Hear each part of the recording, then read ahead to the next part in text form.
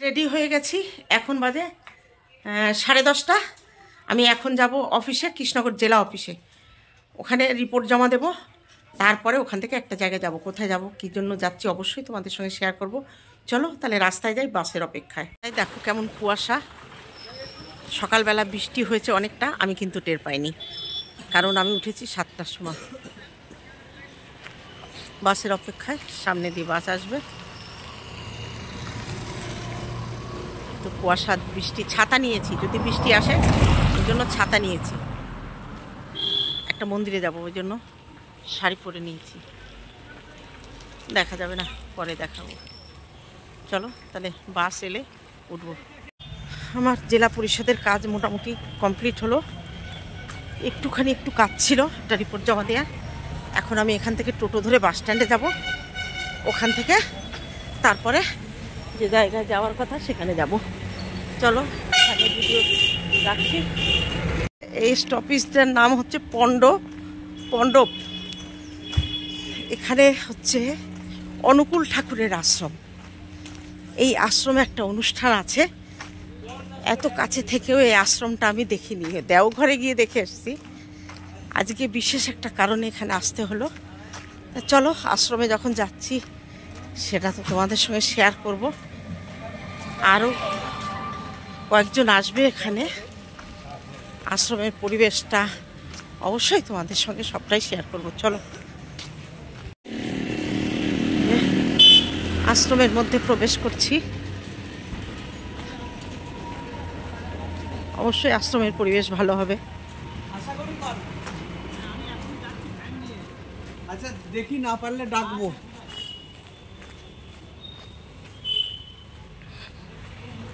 বাবা সত্যি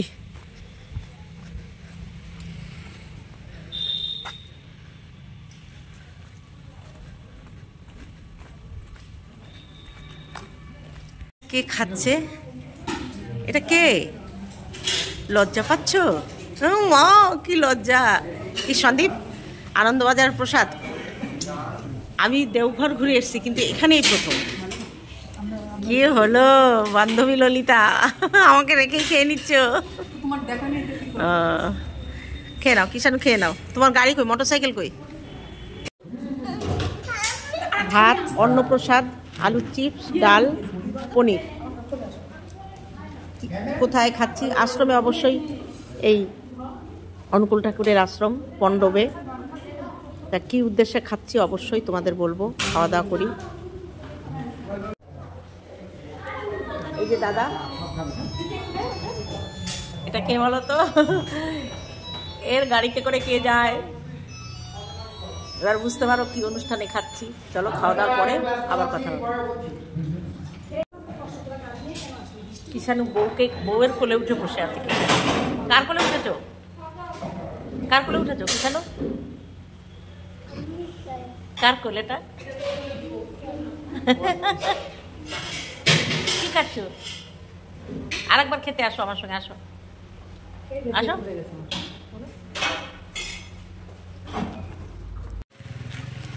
বলো, গান করো। প্রেম জেগেছে আমার মনে, বলছি আমি তাই, তোমায় আমি। ওই যে বোর কোলে বসে প্রেম করছে। প্রেমিক, ও প্রেমিক, তুমি কার প্রেমিক? কেমন খাওয়া দাওয়া হলো বলো? ভালোই খাওয়া দাওয়া হয়েছে। শুধু একটাই, যার জন্য এলাম সে এখন কলকাতায় পৌঁছায়নি।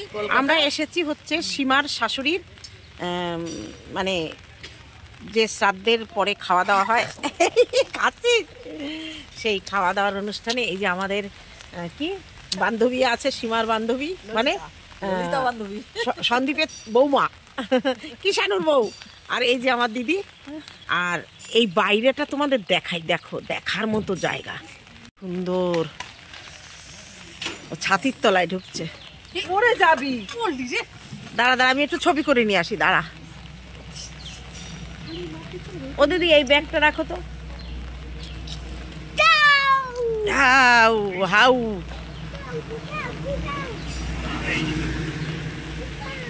আয় যাবি তো, আয় ছতার আগে আগে আয়।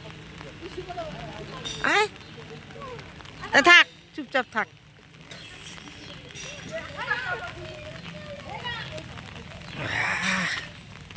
কি সুন্দর জায়গা, বন্দে পুরুষোত্তম। পেঁপে গাছ, কি সুন্দর লাউ গাছ দেখো। ফুলের সিজন শেষের দিকে তো,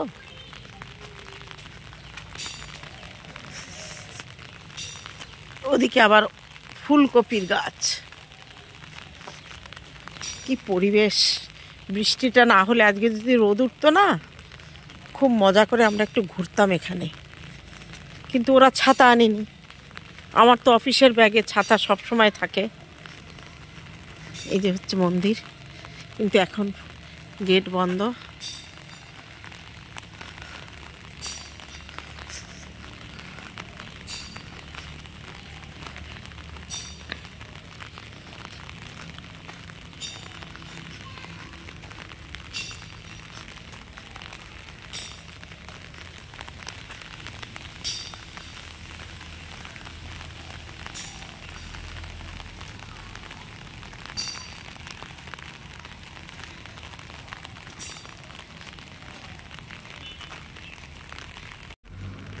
বৃষ্টির মধ্যে আর বেশি ঘোরাফেরা যাচ্ছে না।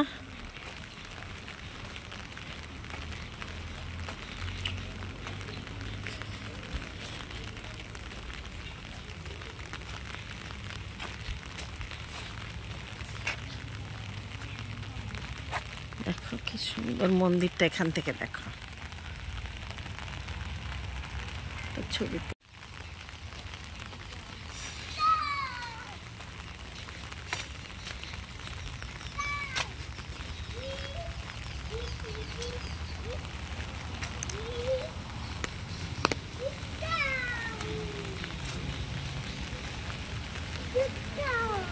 আমি ঘুরে এলাম, তুই ঘুরবি এবার? যাবি?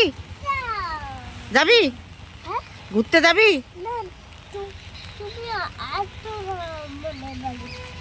আমি তোদের বাড়ি যাই না। কেন? গেছি তো। হ্যাঁ, পরে গেছিলাম তো। তাই রোজ তোদের বাড়ি গেলে আমার সংসার চলবে? আমার চাকরি আছে, আমি খাবো কি?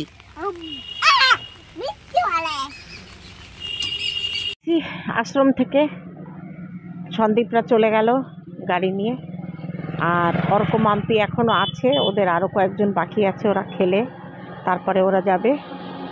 সবাই এসেছিল মোটামুটি ভালোই, আশ্রমের প্রসাদ ভালোই হয়েছে। আর আমি এখন দাঁড়িয়েছি বাসের অপেক্ষায়। এই আশ্রমের সামনেই আমার বাসের স্টপ, বাস আসবে, আমি এখান থেকে বাড়ি চলে যাব। চলো তাহলে।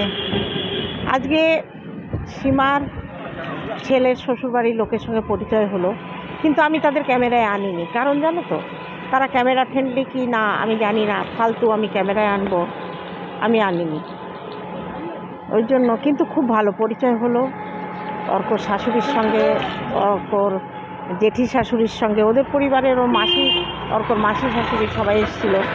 সীমার বাড়ির পাশেরও 2-1 জন এসেছিল, সবার সঙ্গে কথা হলো, ভালো লাগলো অনুষ্ঠানটা। সীমা নেই, কারণ কালকে হঠাৎ করে শুভ আবার অসুস্থ হয়ে গেছে, সীমা কলকাতা রাতেই নিয়ে বেরিয়ে গেছে। কিন্তু এদিকে দেখো ওইটুকু বাচ্চা বাচ্চা ছেলে মেয়ে, ওরা দায়িত্ব পালন করে সবাইকে কি সুন্দর ব্যবস্থা সীমাই করে গেছে। কিন্তু সবাইকে আপ্যায়ন করা, সবাইকে কথা বলা, সবাই তো চেনে না, গেট থেকে ঢোকার পরে তাদের যথাস্থানে নিয়ে গিয়ে বসিয়ে খাওয়ানো, আপ্যায়নের কোনো ত্রুটি সীমার ছেলেমেয়েরা করেনি, বৌমা। খুব ভালো লাগলো। তার সঙ্গে ছিল তো সন্দীপ। আর এখনও ওরা রয়েছে, আমি দেখলাম বৃষ্টি পড়ছে, মেয়ে বাড়িতে আছে, যত তাড়াতাড়ি বাড়িতে যেতে পারি তত ভালো। তো চলো গিয়ে আবার তোমাদের সঙ্গে কথা হবে। বাড়ি চলে এসেছি, প্রচণ্ড বৃষ্টি হচ্ছিল, বৃষ্টির মধ্যে কিছুটা ভিজে ভিজে বাড়ি চলে এসেছি। এসে সন্ধ্যাবেলা চাটা খেয়ে একটু রেস্ট নিয়েছি, একটু পপকর্ন খেয়েছি। তারপরে দেখলাম ভিডিওটা আমার শেষ করতে আসতে হবে। তা আমি কোথায় গেছিলাম আজকে? প্রথমে গেছিলাম জেলা পরিষদে, আমার অফিসে একটু কাজ ছিল। ওখান থেকে বাসে করে এসেছি বাস স্ট্যান্ডে, ওখান থেকে রানাঘাট বগুলা, রানাঘাট কৃষ্ণনগর বগুলা বাস ধরে এসেছি পণ্ডবে। ওটা হচ্ছে মন্দির, অনুকূল ঠাকুরের আশ্রম। এবং সীমার শাশুড়ির শ্রাদ্ধর মানে কাজের পরে যে খাওয়া দাওয়াটা হয়, উনি যেহেতু স্বস্তিনী ছিলেন, অনুকূল ঠাকুরের শিষ্যা এবং স্বস্তিনী ছিলেন, সেই জন্য ওইখানটা ব্যবস্থা করা হয়েছিল। তা তোমরা জানো যে সীমা কালকে রাতেই বেরিয়ে গেছে ওর স্বামীকে নিয়ে ডাক্তার দেখাতে কলকাতা হসপিটালে। ও আজকে ফিরতে রাত হবে, কিন্তু আজকে ফিরবে, রাত হবে। শুভর ট্রিটমেন্টের ব্যবস্থা করে কী সব টেস্ট ছিল সেগুলো করে ওষুধ কিনে দিয়ে আসতে রাত হবে। তাহলে এই পুরো অনুষ্ঠানটা কে পরিচালনা করলো হচ্ছে মাম্পি, শুভ। সন্দীপ অনেক সকাল সকালে গেছিলো, আমার একটু দেরি হয়েছিল যেতে। আমি গিয়ে দেখি এক ব্যাচ খেতে বসে গেছে। আমি খাওয়া, তারপরে মাম্পি, অর্ক শ্বশুরবাড়ির লোকজনের ভিডিওটা করিনি, কারণ আমার মনে হয়েছিল ওরা ক্যামেরায় আসবে, ওর মায়ের ক্যামেরায় ঠিকমতো আসে না, সেই জন্য আমি আর করিনি। কিন্তু একটুখানি আমাদের কিষাণুর খাওয়াটা করেছিলাম, ওরা খেতে বসেছিল। তারপরে খাওয়া দাওয়ার পরে আমি পরে খেলাম, আর আমার পাশে যে টোটোয় করে সীমা বাতকুল্লা যায় সেই দাদা বসেছিল, কেন মাম্পি ওই টোটো নিয়ে এসেছিল এখানে। তারপরে খাওয়া দাওয়া করে ওখান থেকে বেরিয়ে আমি বাড়ি চলে এসেছি। তা আমি অবাক হয়ে গেলাম যে মাম্পি, অর্ক একটা বাচ্চার ছেলে মেয়ে, তারা কি সুন্দর অ্যারেঞ্জমেন্ট করে সব মানুষকে ওখানে অবশ্য ওই আশ্রম কর্তৃপক্ষই সব করেছিল, তবুও তদারকি করা, প্রত্যেকের সঙ্গে কথা বলা, সবাইকে যারা এসে ফোন করছে তাদের এগিয়ে গিয়ে গেট থেকে নিয়ে আসা, সব মাম্পি অর্ক করছিল। আর অর্কর বউটা সত্যি মিষ্টি বউ, খুব ভালো লেগেছে আমার। একদম একটা ফুটফুটে মিষ্টি মেয়ে। তবে একটা কথা বললাম যে সীমার সত্যি ছেলে মেয়েকে মানুষ করেছে। দেখো, পড়াশুনো করলেই যে সে মানুষ হবে। অর্ক হয়তো পড়াশুনো খুব বেশি করেনি, জানি না গ্র্যাজুয়েশন কমপ্লিট করেছে কি না, তবে 12 ক্লাস পরীক্ষা দিতে গেছিলো এটা জানি। কিন্তু তার ভদ্রতা, তার কথা বলা, মানুষকে সম্মান করা, এটা আমার খুব ভালো লেগেছে। কোথাও যেন মনে হচ্ছে সীমা সত্যি ছেলে মেয়েদের মানুষ করেছে। আর চলো তাহলে ভিডিওটি এখানে শেষ করি। আজকে খুব একটা আমার অহংকার হচ্ছে যে আমি অনুকূল ঠাকুরের ওখানে প্রসাদ পেয়েছি, এবং সেটাও সীমা সৌজন্যে। আমি দেওঘরে ঘুরে এসেছি, কিন্তু আমাদের এই কাছেই, এত কাছেই আমার কৃষ্ণনগরের আগে আমার বাড়ির রাস্তা দিয়েই, এই সামনে দিয়েই বাদ যাই বাসে, যেটা আমি মাঝে মাঝেই কৃষ্ণনগর যাই, কিন্তু ওখানে কোনো দিন নামা হয়নি। তবে আজকে বৃষ্টি পড়ছিল, আমি মন্দিরের ভেতর টেতরগুলো কিছু, আর ওই সময়টা বন্ধ ছিল, বিকালে বৃষ্টি না পড়লে আমি একটু দেরি করে মন্দির খুললে তবেই আসতাম।